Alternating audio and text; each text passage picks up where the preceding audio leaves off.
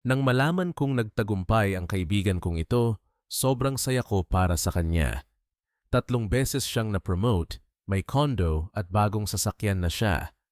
Pero sa kabila ng lahat ng ito, tinanong ko siya, "Kailan mo kukuhanin ang personal insurance mo?"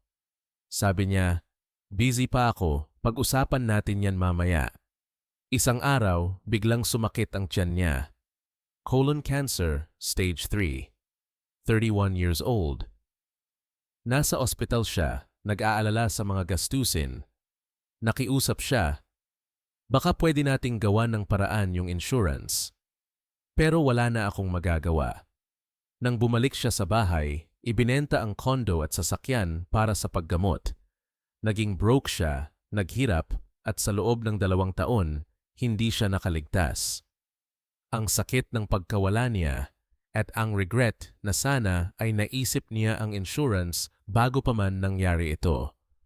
Kaya sa lahat ng nakikinig, kung mahal niyo ang pamilya niyo, huwag mag-atubiling pag-usapan ang insurance. Minsan, ang pagmamahal ay nasa mga desisyon na ginagawa natin.